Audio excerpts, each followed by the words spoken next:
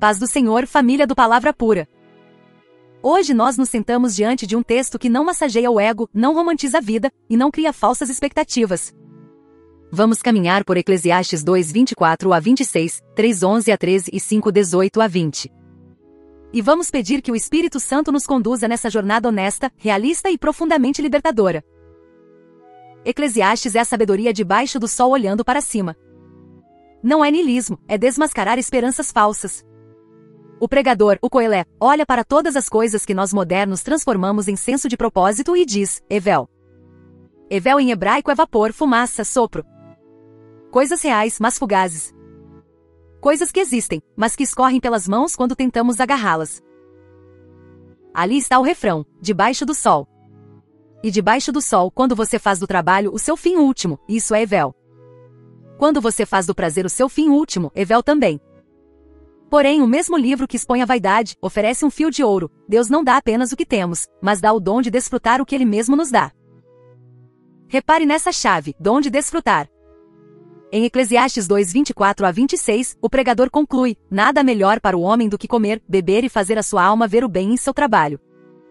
E acrescenta, isso vem da mão de Deus. Ele diz ainda que ao homem que o agrada, Deus dá sabedoria, conhecimento e alegria, mas ao pecador dá a tarefa de ajuntar e amontoar para entregar aquele que agrada a Deus. Que choque! Existe um modo de trabalhar, planejar, acumular e terminar mais vazio do que começou. E existe um modo de comer um prato simples de arroz e feijão e sentir o céu beijar a terra. Em Eclesiastes 3, 11 a 13, lemos que Deus fez tudo formoso no seu tempo e colocou a eternidade no coração do homem. Essa é a semente que explica nossa inquietação crônica.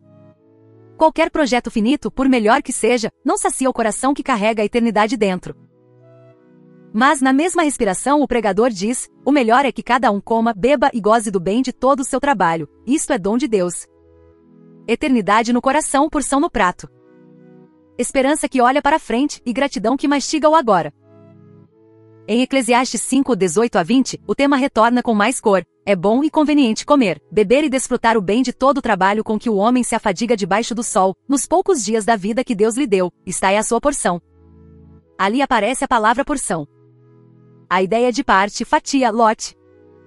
Deus lhe dá uma parte na vida, seu ofício, seu pão de hoje, as pessoas que você ama ao redor da mesa. Isso é culto quando recebido da mão do doador. Vamos tratar dos termos hebraicos que o Espírito inspirou.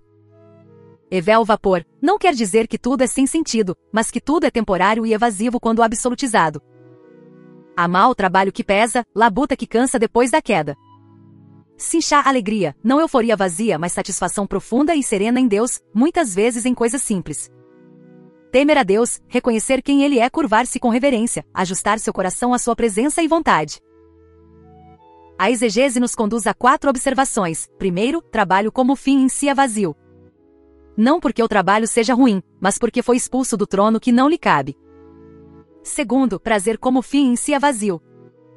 O prazeres são bons servos, mas tiranos cruéis quando se tornam deuses. Terceiro, a capacidade de alegrar-se no cotidiano é um dom que Deus dá àquele que o agrada. Perceba, não é automático. Quarto, Deus colocou eternidade no coração. Logo, qualquer conquista debaixo do sol, quando vista como finalidade última, vai decepcionar.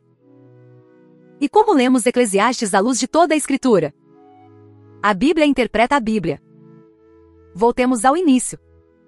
Em Gênesis 3, depois da queda, Deus diz a Adão que do suor do rosto comeria o pão, e que a terra produziria espinhos e abrolhos. Aqui nasce a dor no trabalho. Isso explica porque o amal cansa, frustra e muitas vezes parece não fechar as contas. Se a dor do trabalho nasce da queda, o trabalho não é o Salvador. Salmo 127, 1 a 2 nos lembra, se o Senhor não edificar a casa, em vão trabalham os que a edificam. Levantar cedo, deitar tarde, comer o pão de dores, tudo isso pode ser vão quando Deus não é o fundamento. E aí vem a ternura, Ele dá aos seus até enquanto dormem. Esse verso não louva a preguiça, mas ilumina a origem do desfrute, Deus é quem dá o sono e o pão. Provérbios 1:7 nos orienta, o temor do Senhor é o princípio da sabedoria. É a chave interpretativa de Eclesiastes. Sem temor do Senhor, até nossas vitórias têm gosto de cinzas. Com temor do Senhor, até nossas rotinas se tornam altar. Jesus, no Sermão do Monte, nos oferece uma ordem de amores. Mateus 6,33, buscai primeiro o reino de Deus e a sua justiça, e todas essas coisas vos serão acrescentadas. O problema não é querer coisas, mas querer coisas fora da ordem. Quando o reino ocupa o primeiro lugar, o pão de cada dia encontra seu lugar de criatura e não de criador. Em João 6,27, o Senhor diz: trabalhai não pela comida que perece, mas pela que permanece para a vida eterna. Ele não cancela o trabalho, ele reorganiza o coração. Ele nos aponta para si mesmo como o pão da vida. Paulo ecoa Eclesiastes quando escreve em 1 Timóteo 6,17 que Deus nos proporciona ricamente todas as coisas para delas desfrutarmos. O mesmo Deus que dá a porção, dá o prazer santo de saboreá-la sem idolatrá-la. É confirmação do domingo. E em Colossenses 3,23 recebemos uma ressignificação vocacional. Tudo quanto fizerdes, fazei-o de coração, como ao Senhor e não aos homens. O chão do escritório vira chão santo. A sala de aula, o volante do aplicativo, o balcão da padaria, a bancada do laboratório, o teclado do home office, todos se tornam altares de serviço. Tiago 4,13-15 corrige nossa presunção. Hoje ou amanhã iremos a tal cidade, faremos negócios e teremos lucros, vós não sabeis o que acontecerá amanhã. Em vez disso, digam: se o Senhor quiser, viveremos e faremos isto ou aquilo. Eclesiastes já nos avisava sobre planos autônomos. Debaixo do sol, tudo é vapor quando Deus não é o Senhor dos planos. E olhamos para o fim. Apocalipse 21:5 ressoa: eis que faço novas todas as coisas. Essa é a música de fundo da alegria cristã. Sim, nosso trabalho sofre com espinhos. Sim, nossos prazeres são limitados. Mas a nova criação já começou na ressurreição de Jesus. E por isso, nossa porção de hoje é um aperitivo do banquete que virá. E não esqueça, Mateus 12:42. A rainha do sul veio ouvir a sabedoria de Salomão, e Jesus diz: está aqui quem é maior do que Salomão. Cristo é a sabedoria encarnada, aquela que Eclesiastes pressente e anseia. Ele cumpre o desejo do coração atravessado pela eternidade. Cristo é a chaveta que fecha todas as nossas buscas. Nele trabalho e prazer saem do trono, e ele fica no centro. Vamos construir a ponte da palavra para a nossa mesa brasileira nessa semana, com boletos, metas e panelas no fogo. Em Cristo você é filho, não escravo de metas. Sua obra é resposta, não moeda de valor. A cruz já declarou: está consumado. Agora seu trabalho é serviço de amor, não corrida por aprovação. Diagnóstico honesto dos nossos ídolos com carinho pastoral. Primeiro, ansiedade descontrolada quando o trabalho falha. Se um atraso de pagamento tira toda a sua paz, talvez o trabalho esteja no trono errado. Segundo, segredo e culpa em prazeres.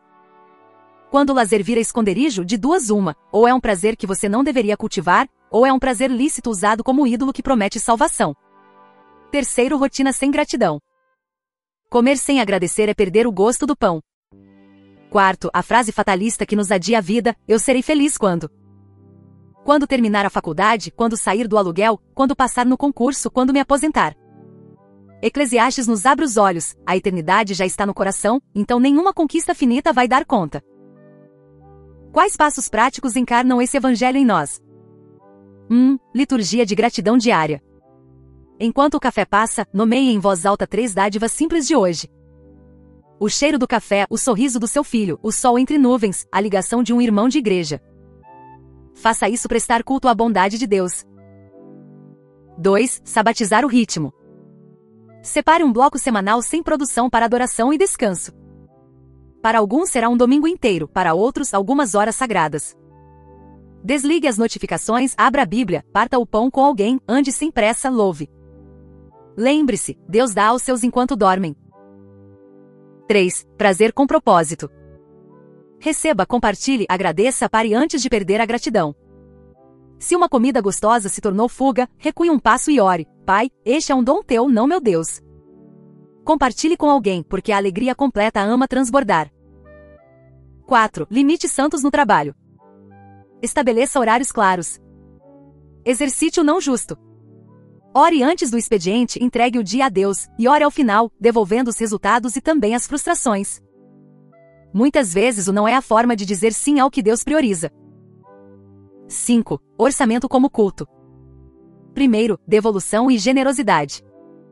Depois, consumo. Ao separar a oferta e o dízimo, você prega ao seu próprio coração: minha confiança não está no saldo, meu Senhor é o doador. E quando socorre alguém, você participa da alegria de Deus. Brasil Real. Há quem esteja na CLT, quem faça bico, quem compre as horas no aplicativo, quem estude à noite, quem viva o home office, quem cuide dos idosos, quem enfrente ônibus lotado. Não romantize a exaustão. Nem se culpe por limites reais. Busque meios lícitos, peça sabedoria, conte com a igreja. Deus vê. Ele é El Roi, o Deus que vê, como em Gênesis 16:13. Se você está cansado, lembre, Mateus 11, 28 a 30, vinde a mim, todos os que estáis cansados e sobrecarregados, e eu vos aliviarei. Tomai sobre vós o meu jugo, e achareis descanso para a vossa alma. Agora vamos retornar às janelas do texto: porção, trabalho e alegria. Porção não é pouco. Porção é suficiente. É o que Deus designou para hoje. Quando você despede a inveja e convida a gratidão, a porção vira poesia. O arroz e feijão ficam com sabor de banquete. O abraço da sua mãe é consolo do céu. O trabalho, a mal depois da queda, tem espinhos. Mas o Espírito transforma espinhos em coroas quando submetemos o ofício ao Rei. Você não trabalha para provar valor, você trabalha como quem já foi comprado por grande preço. Em Cristo, a sua vocação é o lugar onde a graça se derrama pelos dedos. E a alegria, sinchá, não é uma gargalhada superficial que nega a dor. É a satisfação de quem sabe que o doador está presente na dádiva. É o sorriso ao partir o pão e orar: Pai, obrigado pela tua fidelidade. Obrigado pela tua porção de hoje. Permita-me desenhar um quadro. Um irmão acorda às 5 da manhã para pegar 2 ônibus. Trabalha 12 horas em pé. Chega em casa moído, come um prato simples, abraça os filhos, ora com a esposa e dorme. E no meio disso ele sabe que Deus o vê. Em cada respiração ele sussurra: Senhor, este pão é teu domingo. Minha força é domingo. Minha família é domingo. Isso é culto. E essa vida, aparentemente comum, brilha com a glória de Deus porque foi vivida na presença do Rei. De novo, Deus não só dá o que temos, Ele dá o dom de desfrutar o que temos. Vamos costurar com Paulo em 1 Coríntios 15:58. Sede firmes e constantes, sempre abundantes na obra do Senhor, sabendo que no Senhor o vosso trabalho não é vão. Ouça a ressonância com Eclesiastes: debaixo do sol, o trabalho pode parecer evel. No Senhor não é vão. A ressurreição de Jesus injeta eternidade em tarefas finitas. Um copo de água, dado em nome de Jesus, não perde sua recompensa. Agora uma palavra direta aos corações atribulados pela ansiedade. Mateus 6:33. Em vez de correr atrás do que comer e vestir, busque primeiro o reino. Isso não é convite à irresponsabilidade, é convite à ordem dos amores. O Pai sabe do que você precisa. Quando a agenda e a carteira se alinham com o reino, o coração respira. E a quem está anestesiado pelo prazer? João 6:27 nos acorda: não trabalhe pela comida que perece. Talvez você tenha trocado presença por consumo. Talvez o streaming nunca desliga porque o silêncio te assusta. Hoje faça um jejum simples de entretenimento e gaste esse tempo contemplando a bondade de Deus na criação, na palavra e na comunhão com alguém. E para os que planejam como se fossem senhores do tempo, Tiago 4:13 a 15 chama a humilde se o Senhor quiser. Planejar é sabedoria, planejar sem Deus é soberba. Escreva no topo da sua agenda: se o Senhor quiser. Isso não é superstição, é adoração. E por fim, a tocha escatológica, Apocalipse 21:5. A nova criação está a caminho, e já irrompeu em Cristo. Isso significa que todo trabalho justo, toda beleza compartilhada, toda refeição agradecida é um ensaio do reino. Você está treinando o coração para a eternidade quando celebra a porção de hoje com gratidão. Talvez você pergunte: e daí? Qual a aplicação prática? Além dos passos que já demos, aqui vai um caminho do coração. Comece confessando seus ídolos pelo nome. Diga ao Senhor: Pai, transformei metas em deuses. Transformei prazeres em salvadores. Perdoa-me. Troca meu coração desordenado por um coração que te teme e te ama. O temor do Senhor é o princípio da sabedoria, diz Provérbios 1:7. Esse temor livre de terror é o solo onde floresce a alegria de Eclesiastes. Depois, receba sua porção como um sacramento do cotidiano. Ao sentar-se à mesa, pare, respire, ore. Ao abrir o notebook, consagre o ofício. Ao encerrar o expediente, deposite o peso nos ombros de Jesus. Ele disse: meu jugo é suave e meu fardo é leve. Se você vive a realidade do bico, do aplicativo, da incerteza diária, ouve esta verdade: o Deus que alimenta os pássaros e veste os lírios é o teu Pai. Ele não te abandonou. Busque a comunidade de fé. Abra seu coração, peça ajuda, ofereça o que você tem. A igreja é corpo, e um membro não carrega sozinho. Se você está no home office, vigie a linha invisível entre casa e trabalho. Crie rituais de início e término. Feche as abas, feche os olhos, ore: Senhor, receba o descanso como domingo. Se você estuda à noite, peça sabedoria para equilibrar. Jesus não te chama à exaustão como prova de santidade, ele te chama à fidelidade com descanso. Agora voltemos a Eclesiastes 2, 24 a 26. Deus dá ao que o agrada sabedoria, conhecimento e alegria. E se você pensa: eu não agrado, não sou bom o suficiente, ouve a boa notícia do Evangelho. Aquele que agrada perfeitamente ao Pai é o Filho, Jesus. Pela fé nele, você é aceito no amado. Em Cristo você agrada ao Pai. Então, o dom da alegria é para você. Eclesiastes 3:11 nos lembrou: ele pôs a eternidade no coração. Essa eternidade tem rosto e nome: Jesus. Ele é o Deus eterno que entrou no tempo, trabalhou com as mãos como carpinteiro, comeu o pão simples de Nazaré, chorou, riu, sofreu, venceu. Ele conhece a sua rotina. Ele santifica a sua rotina. Eclesiastes 5:18 a 20 fecha o círculo, está aí a porção. Quando Deus dá riquezas e bens, e lhe permite desfrutar deles, isso é presente. E diz o texto: Deus mantém o coração ocupado com a alegria do seu coração, de modo que a pessoa nem se lembra muito dos dias da sua vida, por causa da abundância que Deus derramou. Que imagem linda! A alegria santa ocupa o coração a ponto de não sobrar espaço para a ruminação ansiosa. Aqui eu quero oferecer a tese central que guia este episódio com toda a ênfase. Trabalho e prazer são bons servos e péssimos senhores. Em Cristo, o cotidiano deixa de ser uma corrida por significado e se torna culto de gratidão. Então, hoje, escolha resistir à tentação de adiar a alegria para o dia perfeito que nunca chega. Desfrute conscientemente uma porção simples das mãos de Deus e diga em voz alta: obrigado, Pai. Isto é dom, não Deus. Pode ser o café, a brisa na janela, o banho morno, o abraço, o silêncio de 5 minutos, um versículo que aquece a alma. Essa frase é uma espada contra a idolatria e uma ponte para a adoração. Como isso se sustenta na segunda-feira? Antes de abrir o WhatsApp, abra o coração para Deus. Nomeie o que te preocupa, a meta, o chefe difícil, as parcelas. Diga: Pai, tu és meu Senhor.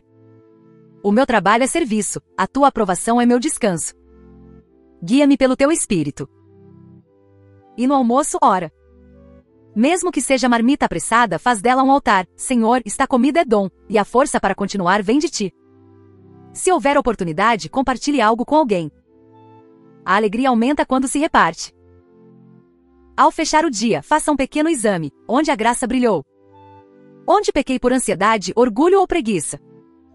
Confesse e receba o perdão, descanse. Deus dá aos seus enquanto dormem.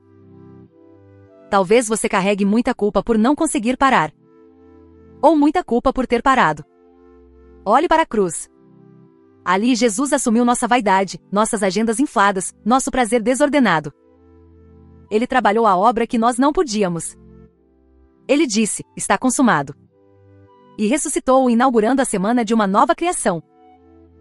Em Cristo, seu descanso não é preguiça, é fé. Seu trabalho não é salvação, é fruto. Então, como comunidade, pratiquemos a economia do reino. Generosidade antes de consumo. Sabatizar antes de sprintar. Comunhão antes de competição. E sim, excelência no que fazemos, porque fazemos como ao Senhor. Colossenses 3:23 nos lembra a motivação, não aos homens. Se você é empregador, pague justo. Se você é empregado, sirva com integridade. Se você estuda, estude como quem ama a verdade.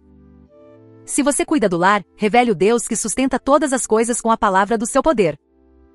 Se você é aposentado, invista sua experiência para abençoar os mais novos. E quando a frustração bater, recorde Salmo 127, 1-2.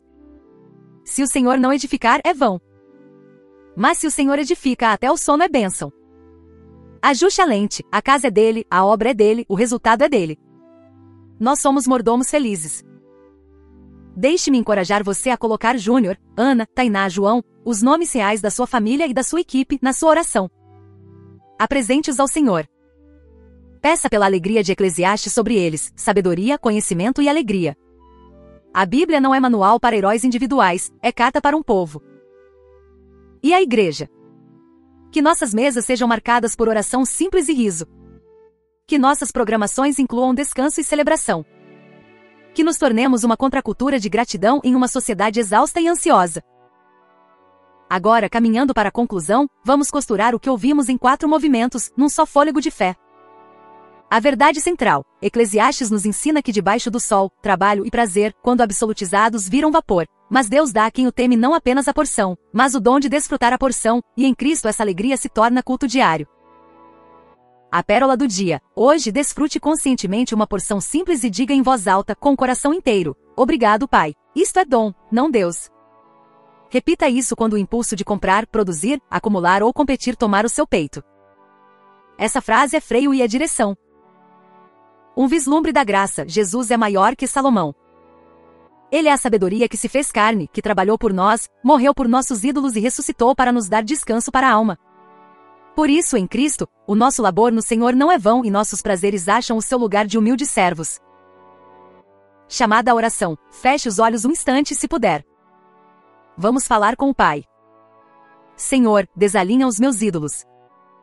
Reina no espaço onde coloquei o trabalho e o prazer como senhores. Dá-me o dom de desfrutar o que tu dás com gratidão, generosidade e limites santos. Ensina-me a trabalhar como filho e a descansar no teu amor. Que a minha porção de hoje seja recebida como um sacramento do teu cuidado. Que o meu coração aprenda a dizer, diante de cada dádiva, é dom, não Deus. Em nome de Jesus, a sabedoria maior que Salomão, eu oro. Amém. Antes de terminar, se você ouviu tudo isso e sente que falta a peça central, eu quero fazer um convite com a mesma voz de Jesus em Mateus 11, 28 a 30. Vinde a mim, você que está cansado e sobrecarregado, e eu vos aliviarei. Tomai sobre vós o meu jugo e aprendei de mim, porque sou manso e humilde de coração, e achareis descanso para as vossas almas. Porque o meu jugo é suave e o meu fardo é leve. Hoje entregue o peso do desempenho, renda ao trono do coração, e receba o descanso do Rei que trabalha por você e com você. Família, que o Senhor te abençoe e te guarde. Que esta semana seja marcada por porções recebidas com gratidão, trabalhos feitos como ao Senhor, e prazeres saboreados como servos, não senhores. E que a esperança de Apocalipse 21:5 sustente o seu passo. Eis que faço novas todas as coisas. Até o próximo do texto à mesa. Vai na paz, no descanso e na alegria do Senhor.